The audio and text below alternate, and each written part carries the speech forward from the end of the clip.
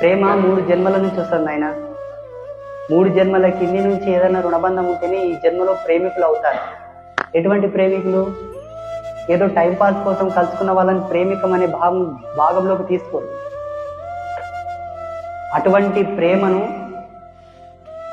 అవసరాలతో తూలనాడరు, వ్యక్తిగతమైన సుఖాలతో పోల్చరు, వ్యవహారంతో వచ్చేటటువంటి సంబంధాలతో కంపేర్ చేయరు.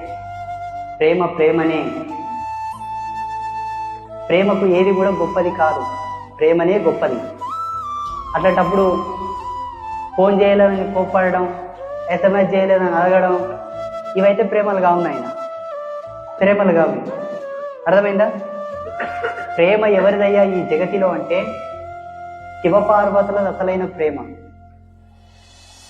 తర్వాత సీతారాముల అసలైన ప్రేమ, తర్వాత రుక్మిణి కృష్ణ భగవానుడి అసలైన ప్రేమ. ఎంత గొప్ప ప్రేమలంటే ఇవి. ఈ ప్రేమలో బ్రహ్మ తన సృష్టినే మైమరిచిపోయాడంట, అంత గొప్ప ప్రేమలవి. అలా ప్రేమించుకోగలిగిన వాళ్ళే ప్రేమికులు.